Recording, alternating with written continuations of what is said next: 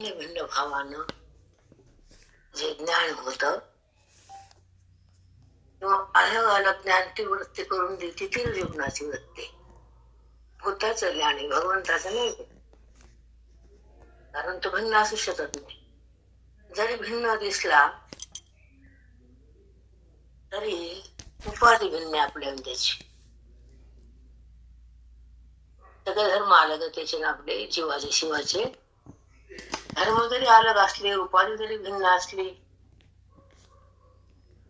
तरी एक साम्य की ते त्याचं आणि आपलं एक रूप, एक मेन तत्व एक आहे, लक्ष. आणि वाच्यार्थ आणि वाच्यांश भिन्न जीवाशिवाचे. मग ते लक्ष जेव्हा बुद्धी लक्षित होतं तेव्हा त्या परमात्म्याचं अनुसंधान जाग होतं आणि तेव्हाच ज्ञानाची सिद्धी प्राप्ती होती. अज्ञान त्या क्षणाला नाहीच होतं, म्हणजे भस्म होतं, नाश होतो अज्ञानाचा.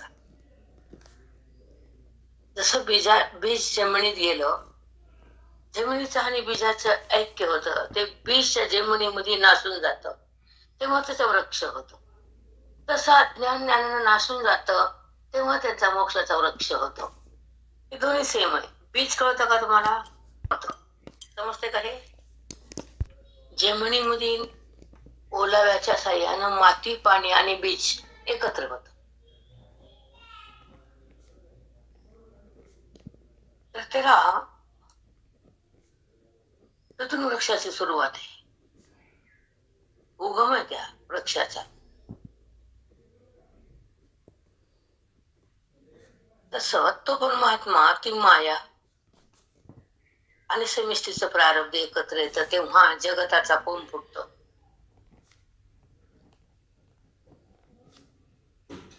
नाहीतर जग नावाची वस्तू नाही.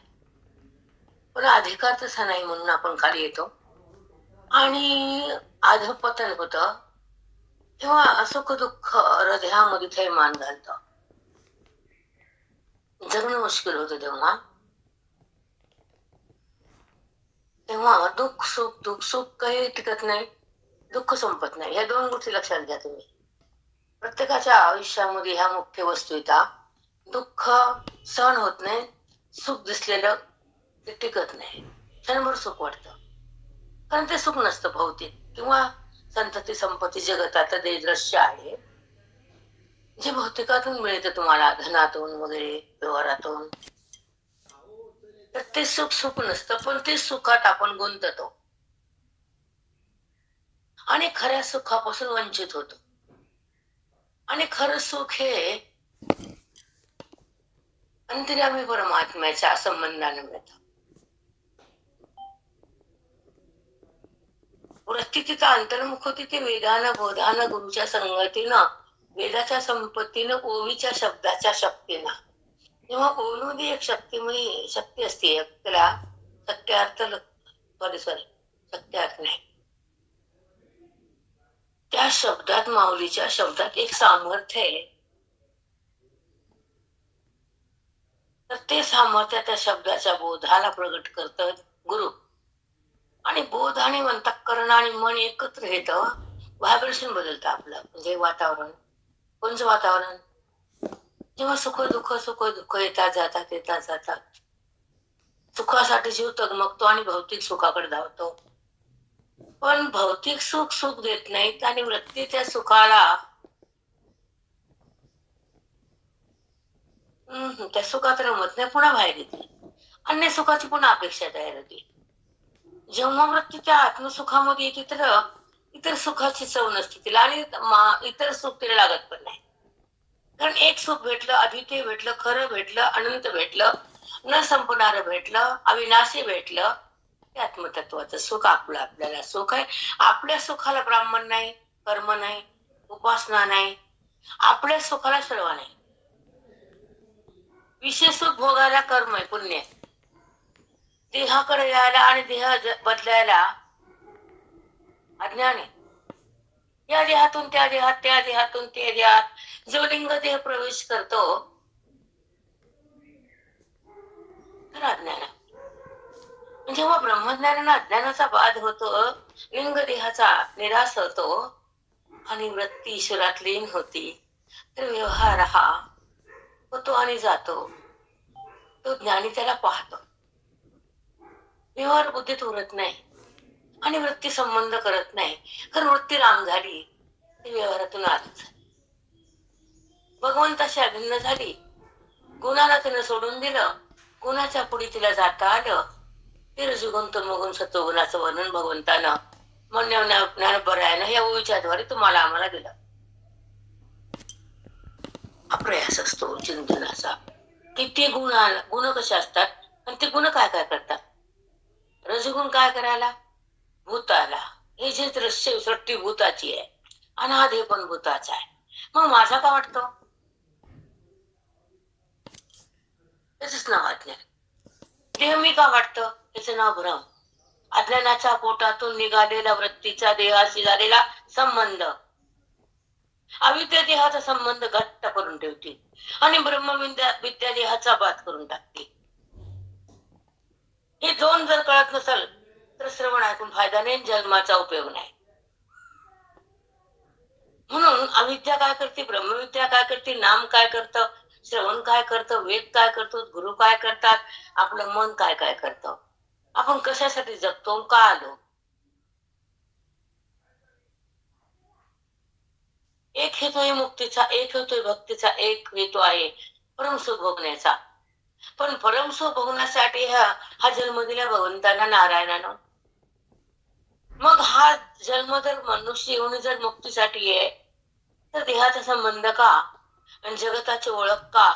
जगताची ओळख असावी तर भगवंताची ओळख असावी.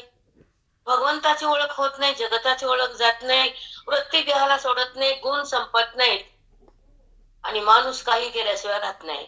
कामाचं करत नाही, बिनकामाचं सोडत नाही. ज्या श्रवणानं, ज्या बोधानं, ज्या वेदानं, ज्या सत्संगानं, ज्या अद्वैताच्या ज्ञानानं आत्मरूपता प्राप्त होती आणि देहरूपता बंद होती, सुख दुःखाची होळी होती, आत्मसुख सतत येतं, वृत्ती निराश होते आणि मी माझं कोण मला कळतं, मन तिकडे वळतं आणि त्या मनाला त्या आत्मरामाचं ऐक्य होतं आणि ऐक्यानंतर परमसुख प्रगट होतं.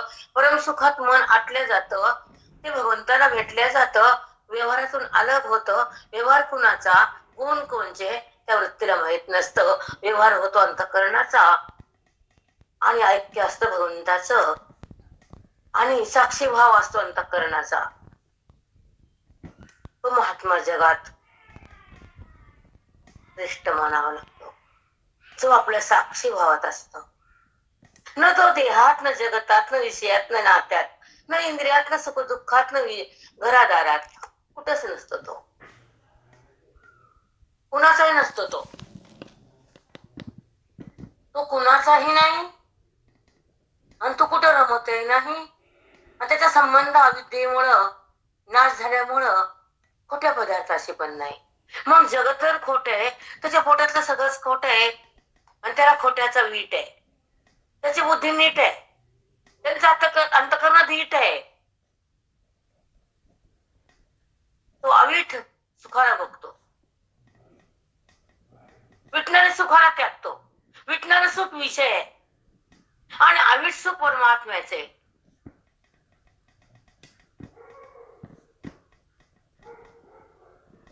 अवीट गे माये परी भेटे, जवळ आहे परी भेटेला. तो अवीट आहे, न विटणार आहे, न नाश पावणार आहे. तो मग जर तो परमात्माच आहे तर मग मी जे आहे अशी जे वृत्तीला अनुसंधान असतं तर का असतं?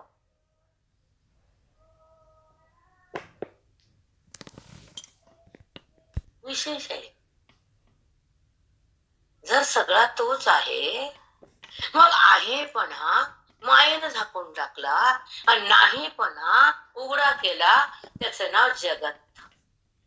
नाहीला आहे म्हणणं भ्रम आहे आणि आहेला आहे म्हणणं यथार्थ ज्ञान आहे. आणि तो भगवान आहे. ज्यानं आहेला ओळखलं तो स्वयं भगवान आहे.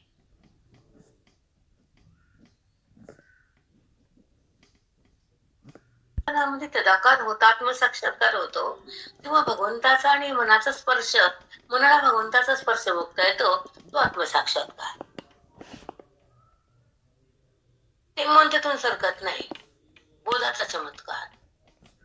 ते मन ईश्वराच्या समरस होत, तो मोक्षाचा आविष्कार. तो मी आहे असा निरंतर जो अभ्यास सुरू होतो, तो सोहम.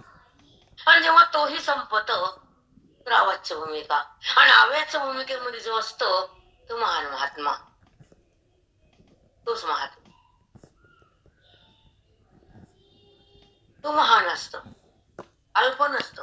अल्प हे उपाधी आहे. ती उपाधी तुमची नाहीये, दिसून खरी नाहीये. त्या उपाधीला भूताशिवाय दुसरं काही नाहीये. आणि भूत हे जिथून उत्पन्न होतात तिथंच लय पावतात.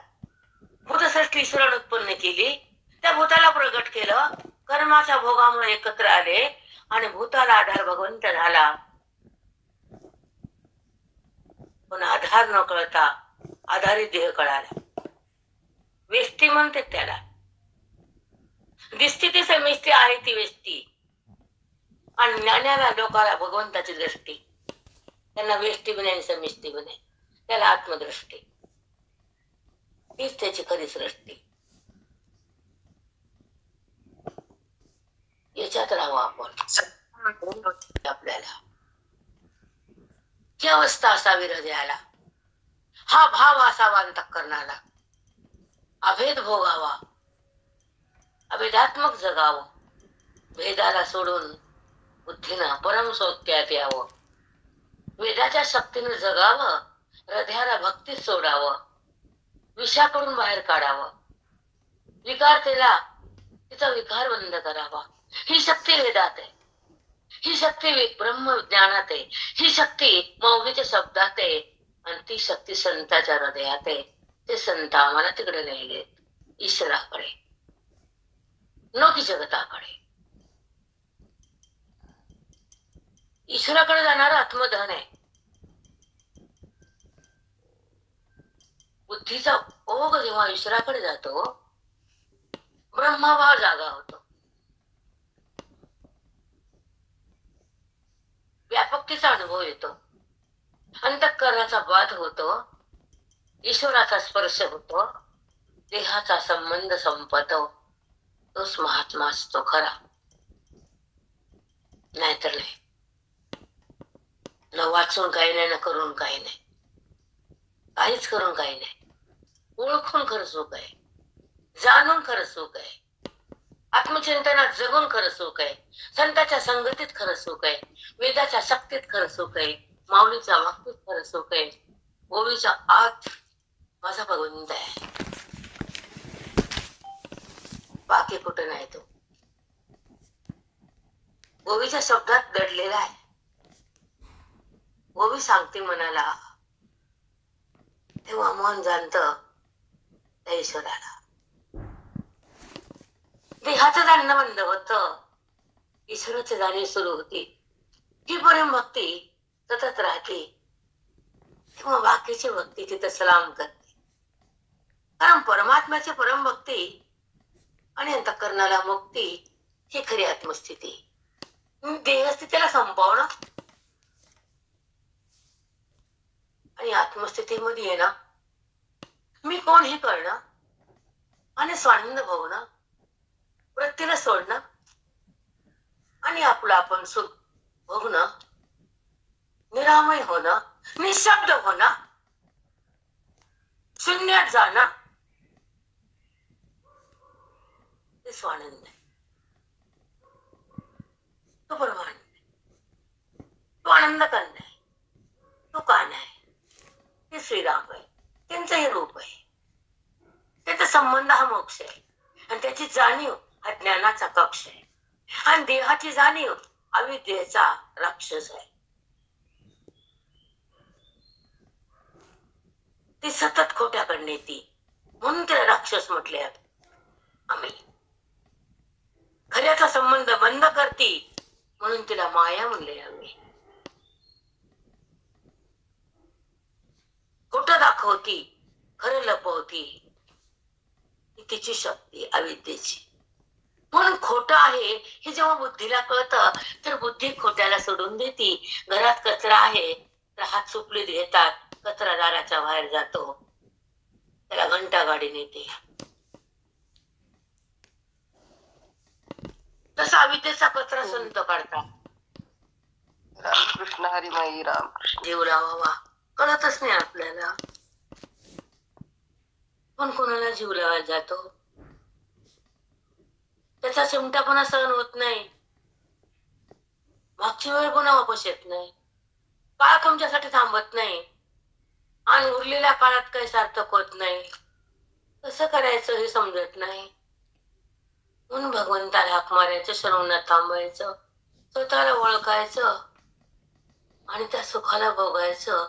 ते सुख वृत्ती वाचू नये, शब्दा वाचू नये, विषय वाचू नये. विषय नाही म्हणून निर्तिशय, निरतिशय. जिथे विषय नाही, जिथे शब्द नाही, शब्दातीत येतो.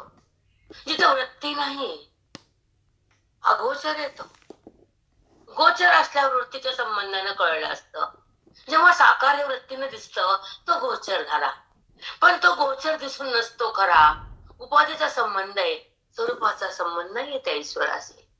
म्हणून त्याला भक्ती नाव आलं, तिथून पुण्य उत्पन्न झालं. पण जेव्हा भगवंताचा संबंध झाला तर पुण्य नाही, पाप नाही, आत्मसाक्षार म्हणतात त्याला. सुखाचा आविष्कार झाला, इकडे पुण्य तयार झालं. साकार रूपात पुण्य आहे, भक्ती आहे, प्रेम आहे, आणि निराकारात ज्ञान आहे, अवेच अविषयता आहे. वृत्तीला हे सुख आहे, ते परम सुख आहे. ते गीतेच्या द्वारे भोगता येतं. ते गीतेमध्ये बांधून ठेवले देवानं, ओवीमध्ये आले, ते बुद्धीनं जपलंय, ते बुद्धीनं स्वीकारलंय. ओवीचं सुख शब्दातलं. ओवी हा शब्द नाही, रत्न आहे. माऊली हे रत्न आहेत आणि त्यांची सेवा हे आमचं कर्तव्य आहे. त्यांचा मेवा हा मोक्ष आहे आणि त्यांचं ज्ञान हे आमचं रूप आहे. म्हणून त्या रूपात जायचं, आरूप व्हायचं, परम सुखाला भोगायचं, दिव्यत्व प्रगटायचं आणि जगताला सोडून जगून बघायचं. देहाला टाकून वृत्तीनं आनंदात नाचायचं, त्याला आत्मसुख म्हणायचं. प्रत्येक देहाला सोडता आलं पाहिजे, तिने विषयाला टाकलंच पाहिजे, तिने निर्तिशय सुख भोगलंच पाहिजे. विषया वाचून सुख ते निर्तिशय, देह वाचून सुख ते निर्तिशय.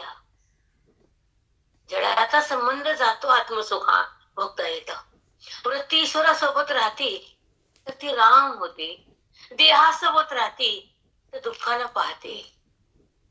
जगतात रमती, पापुण्य करते, आईच्या गर्भात जाते आणि मृत्यूला विळखा देते, अग्नीच्या कुंडात जाते, नंतर पुन्हा जन्म येतोच. म्हणून ही अवस्था नको आम्हाला. हे बोलायचं श्रीरंगाला, सांगायचं संताला, मन द्यायचं ग्रंथाला.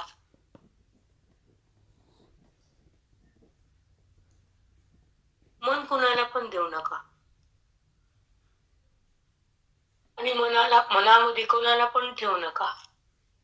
वचन आहे तुम्हाला माझं.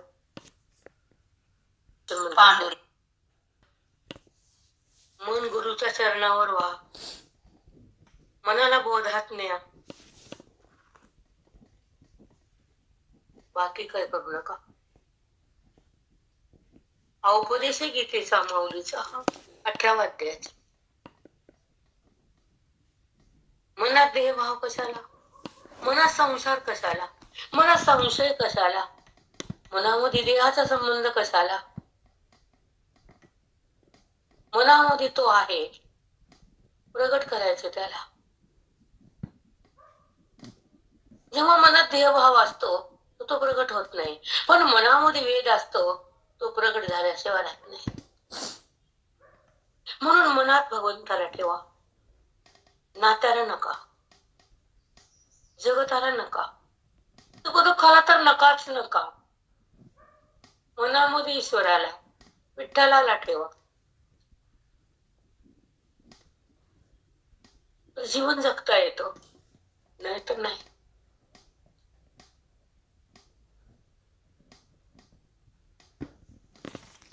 ठरवा.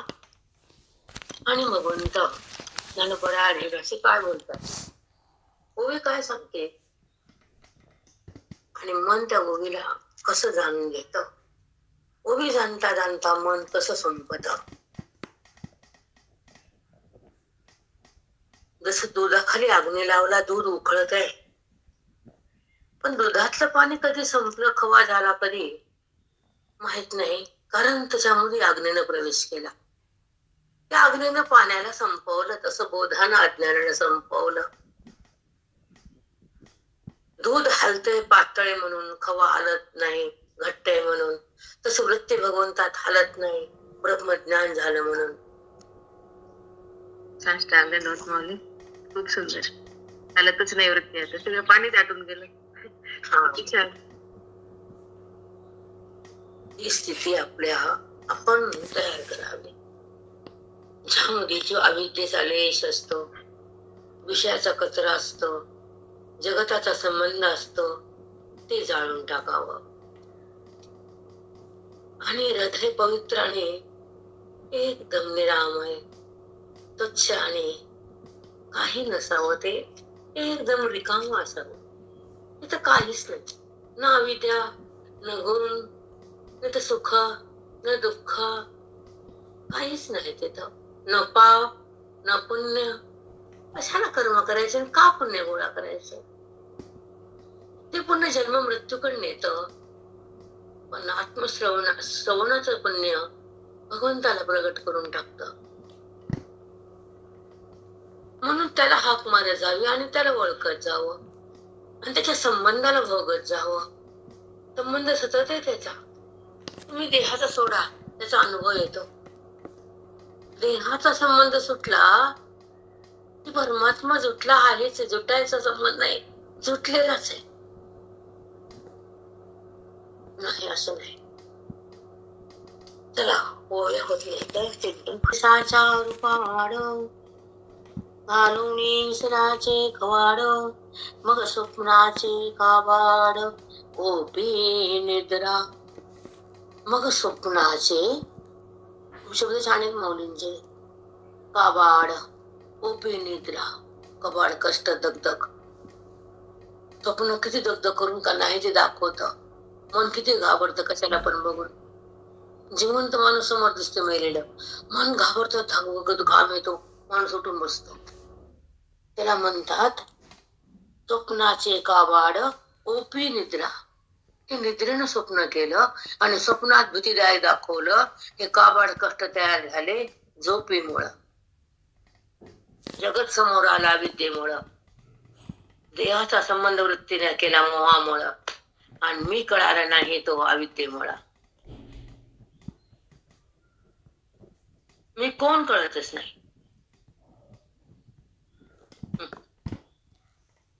लक्षात आलं? निश्चय बुद्धीचा, अनादिकालाचा. मी देहच आहे, मी जडच आहे, मी कर्माचा करताच आहे, सृष्टीला पाहताच आहे, पाहणारच आहे ना.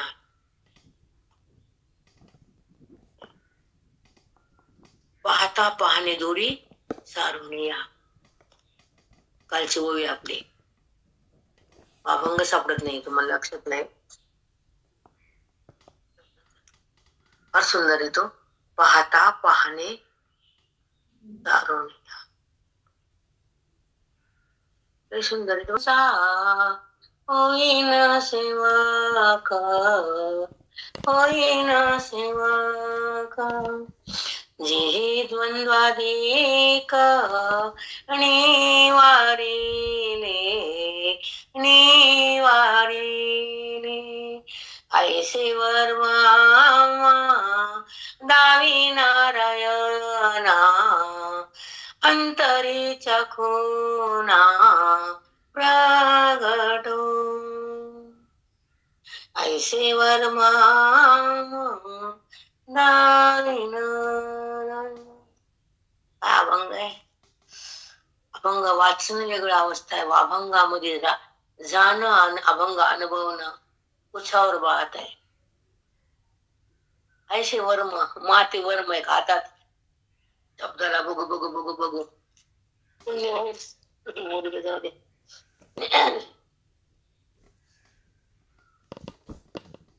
जैसे साचा रूपा आड घालून विसराचे कवाड.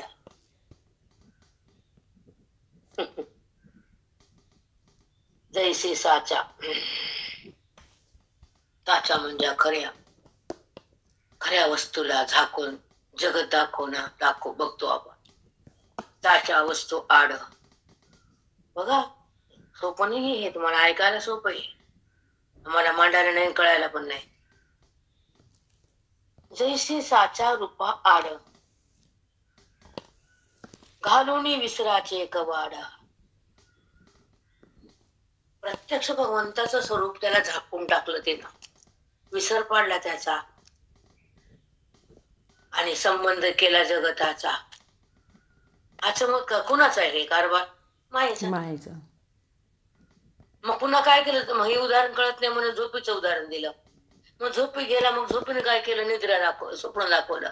मग स्वप्नीमध्ये भयाचे कष्ट झाले. मग भीतीचे कष्ट कोणी? झोपीमुळे. आणि जगत दिसत ते साच रूप झाकल्यामुळं.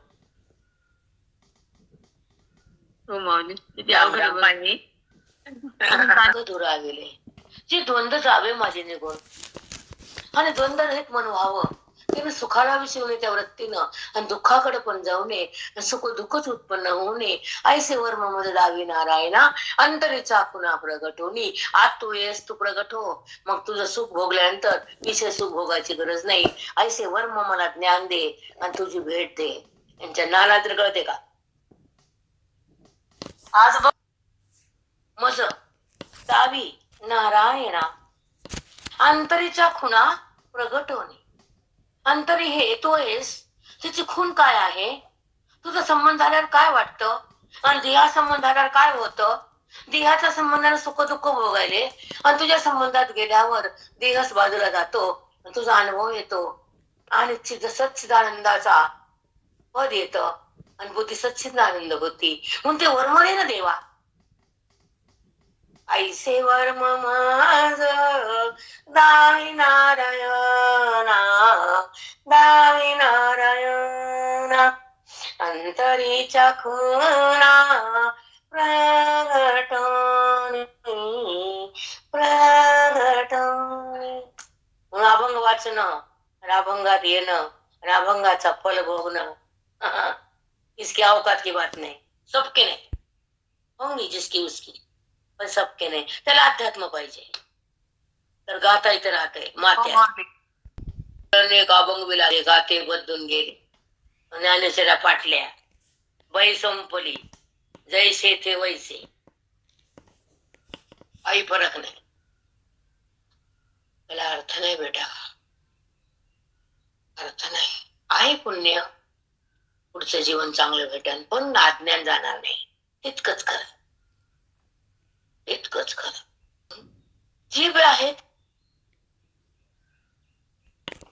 माऊली म्यूट झालंय तुमचं. माऊली जसे साचा रूपाड घालून विसराचे कवाड. मग स्वप्नवाड ओपे निद्रा. जसं झोपल्यानंतर निद्रा स्वप्न दाखवते आणि तिथं कष्ट होतात, भीती वाटते, तसं साच रूप झाकलं की जगत दाखवते माया. ऐकणे सेम टू सेम सोडावं. निर्व्यवहार निर्व्यापार निर्विकार म्हणावं. त्याला जीवन मुक्त पदी येते. तिथे गुच्छ अडकल्या पदीत असते. मोहरीचं पाणी महाराज म्हणायचे मोहरीतली खडी साखर धुवून का, ते संसार विषय. मोहरीतली खडी साखर धुवून का म्हणजे संसार आहे. त्याच्या पुढे मला बोलता येत नाही. तैसे ज्ञानाची या पवळी मस्त आहे. बाहेरी मिथ्या मोहाची खळी. पोळी म्हणजे एखादं आपलं घर असतं, खेड्याला त्याला दगडाचं पोळू घालतात. मधला आवडतेच असतं, बाहेर लोकांचं असतं. तसं शोध नारळा पोळी घातली वृत्ती बाहेर मध्ये जायच ना तिला पोळी मध्ये. पोळी म्हणजे करते दगडावर दगड, कोणत्या कोणत्या घराबद्दल दगडाचा पोळ असतो. मग आतला एरिया त्याचा असतो बाहेरचा लपवाचा असतो. आणि ते बांध दाखवायसाठी दगडाला एकावर ठेवलं असतं, त्याला पोळ म्हटलेलं असतं. आता बघा ते पोळ कसा घेतला इथं बघू चला. तैसे स्वज्ञानाची या पोळी, बाहेरी मिथ्या मोहोची खळी.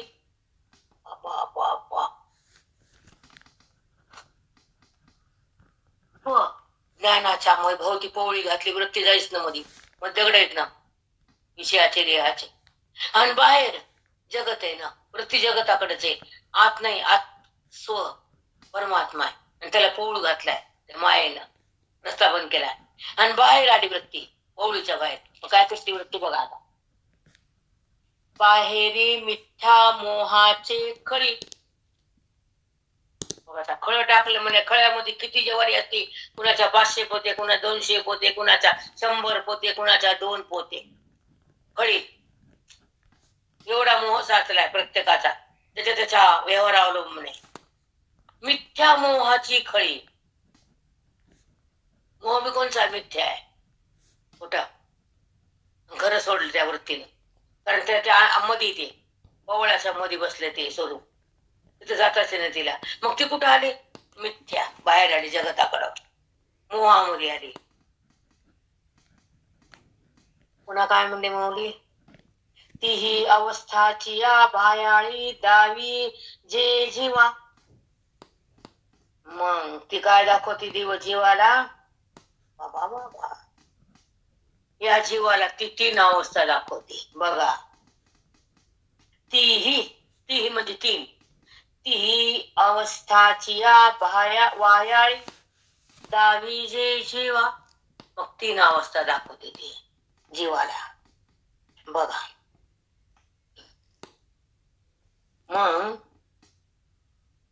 मग 3 अवस्था होते, रजगुण तमगुण सत्वगुण. तीही मग वृत्ती कुणाकडे गेली, वृत्तीमध्ये कोण आले उत्पन्न झाले 3, सत्व रज दिलं. हे माऊलीने इथं सांगितलं. सांगा काय राहिलं. हो माऊली, किती सुंदर वर्णन. किती सुंदर उकललं माहिती. मस्त वाचन पुढे जातो, आयुष्य सगळं असंच आहे ना. गेलं मग वाटत पण नाही बायकांना. मी वाचलं, मी चेहरा सांगतो बाईचा, तेज काय, वृत्ती काय, समाधान काय हे चेहऱ्यावर दिसत. वाचत जा चेहरा. जे चलबिचल कोलाहल बेचैन अरा थोबाड सांगत काही बाई ती तिथंच दिसते आम्हाला. सांगा खोटं बोलायले का, पण ते कळणाऱ्यासाठी. श्रवण का करायचं, भगवंतामध्ये मन येण्यासाठी आणि सतत ईश्वराला हक्का मारायची, त्याची ओळख होण्यासाठी. कळालं की नाही अजून बी. आणि झाकणे पाळा सोने का वाया गेले. आपण अलंकार बघताना सोनच आहे ना. आकार बघितला म्हणून सोनं वाटलं, पण आकार सुटल्यावर सोनच आहे. आकार पाहताना सोन्याला आकार हे म्हणत नाही आपण, केवळ दृष्टी आकाराची असते, ती सृष्टी असते. आणि आकार सुटल्यावर दृष्टी असते, म्हणून दृष्टी सृष्टीवाद ज्याला कळतो तो भगवंतापाशी राहतो. सगळ्यात तोच आहे, सगळ्यात तोच आहे, सगळ्यात तोच आहे. ही दृष्टी सृष्टी, सगळ्यात तोच दिसायला दृष्टी, आणि त्याच्यात तोच आहे दृष्टी. दृष्टी सृष्टीवाद. पाहताना पण तोच आहे, पाहायच्या आधी पण तोच आहे, पाहिल्यानंतर पण तोच आहे.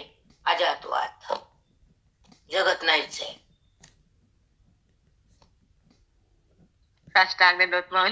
इतके सुंदर वृत्तीने दाखवलं जगत, पण जगतात तोच आहे आणि पाहणारा त्याला पण तोच आहे. पाहता पाहणे दुरी सांडून या, मग त्याला पाहता येत. चला, अलंकारपणे झाकली बाळा सोने का वाया गेले. अर्जुना, सोन्यानं आकार घेतला ना, अलंकार बनला, सोनं वाया गेलं का? नाही नाही नाही नाही, अलंकारात आहे. तसं त्यानं जगत रूपाचा आकार घेतला, तो संपला का? बाजूला गेला का? नाही नाही नाही, तो तिथं आहे. मग तुला जगत आहे का? ते जगदीश्वर आहे. देवा जगत मरा मग. झाकले वाळा सोने का वाया गेले, तैसे नामी रूपी धुनावले अद्वैत जया. तैसे नामी रूपी धुनावले अद्वैत जया. ते सोनं आकाराला त्याला दागिना नाव बनलं. सोनं दागिना म्हणताना सोन आहे, जगत म्हणताना ब्रह्म आहे.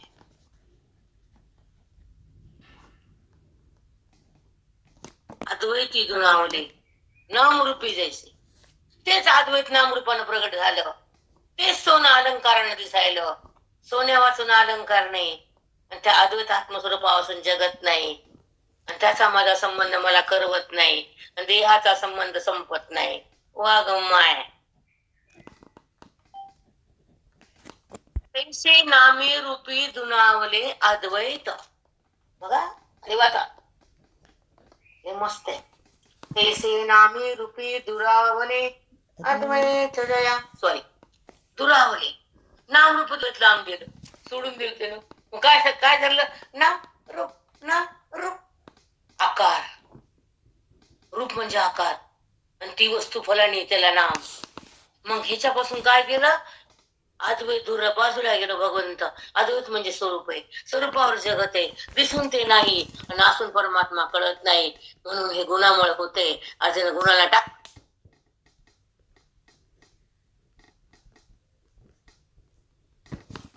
हे तो उपदेश सायासा पूर्ण शिकविती तुकोवाच प्रमाणे हे.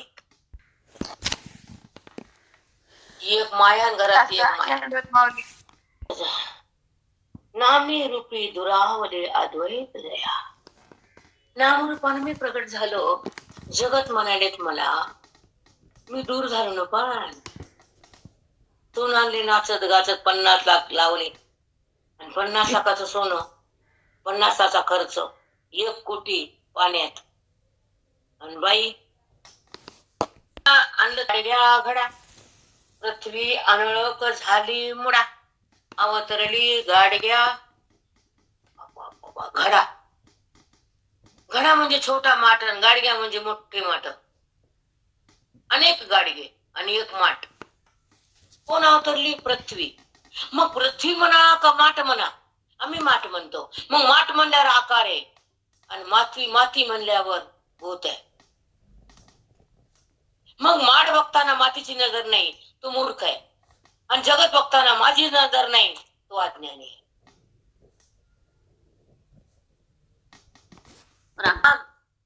घटा घडा. घडा म्हणजे छोटा घट. पृथ्वी अनोळख झाली मुडा. मुडकच म्हणाले, माती म्हणच ना. मग त्यानं आकाराला बघितलंय. बरं अर्जुना, तू मडक म्हण. जर मडक्यातली माती काढली तर मडक सिद्ध होत नाही. जगतातला मी काढला तर जगत सिद्ध होत नाही. मडक्याचं उदाहरण दिले. अवतरली गाडग्या घडा. पुन्हा काय म्हणले माऊली? पृथ्वी अनोळख झाली मुडा. मूर्खाला माती कळणं मडकच कळायलं. तसं अज्ञानी जीवाला मी कळणं जगतच कळायलं. हाही मूड आहे आणि हाही मूडच आहे. मूड म्हणजे मट्ट बुद्धी. काय भाषा आहे? दीपत्वासाठी बघा, वन्नी झाला कानडा दीपत्वासाठी. दिवा म्हणताना उष्णताच आहे, पण प्रकाश बघतो आपण. उष्णता कुठं बघतो? लावर हात दिव्याला, दर हाता दिवा नाही. पण वन्नी म्हणजे उष्णता, आणि उष्णतेमुळे प्रकाश आहे. पण प्रकाश आहे म्हणतो, वन्नीला नाही म्हणतो. तसं जगत आहे म्हणतो, आणि मला नाही म्हणतोस.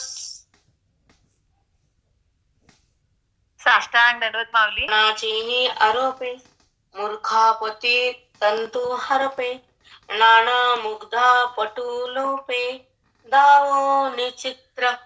नाना मुग्धी पटू लोपे दावोनी चित्र. पटू म्हणजे वस्त्र. वस्त्रावर काढायला मोर दिसला, मोर की छान आहे, मोर की छान आहे. पट नाही, वस्त्र नाही तर मोर पण नाही. पण मोर बघताना वस्त्र आहे हे कळावं, जगत बघताना परमात्मा आहे हे कळावं, आणि तोच मी आहे असा अनुभव घ्यावा. काय उपयोग आहे जीवनाचा आपल्या, काय फायदा नाही. वस्त्राचे नियारोपे मूर्खापोती तंतू हरपे. वस्त्र म्हणताना तंतू आहेत, आडवे तंतू, उभे तंतू, मग वस्त्रे. मग वस्त्र म्हणताना तंतू येत, चित्र म्हणताना पट आहे, आणि जगत म्हणताना मी आहे. आपण खाली उतरतो, दृश्याला पाहतो, नामरूपाकडे जातो, नामरूपाच्या पलीकडे तोच आहे. त्याच्या वाचून नामरूप प्रगट होत नाही. मग देहाचा असो का जगताचा असतो, चराचं रूप असो का अचर असो, जेव्हा जेव्हा तो प्रगट झाला तर तोच मध्ये आहे, आणि मग नामरूप आहे. हा सिद्धांत आहे. ही सिद्ध दशा, हे कळाल्यावर सिद्ध दशा आहे, न कळाल्यावर बद्ध दशा आहे. जाणवणी भूत व्यक्ती भिन्न, ऐक्य बोधाची भावना निघून गेली. नको सिद्धांत पण उद्या घेतो. गुरु ज्ञानदेव तुकाराम पंढरीनाथ भगवान की जैसी जया ज्ञाना जाणवणी भूत व्यक्ती भिन्ना. ज्याच्या ज्ञानाला भूतामधले भिन्न भिन्न भाव तयार केला. जगत नाव आलं, भूत म्हणजे जगत आहे, नाना पदार्थ म्हणजे विषय आहे, आणि विषयाला दाखवणारी वृत्ती आहे. वृत्ती म्हणजे अविद्येची शक्ती आहे, अंतःकरणाची लिंबायमान अवस्था आहे. त्याने भिन्न भिन्न दाखवलं, ते भूत येतं, आणि त्या भूताला अभिन्न मी आहे, आणि अभिन्न कळत नाही, आणि भिन्न जात नाही, तो माझ्यात येत नाही, हे समजून घे. झाले 45. तुकाराम.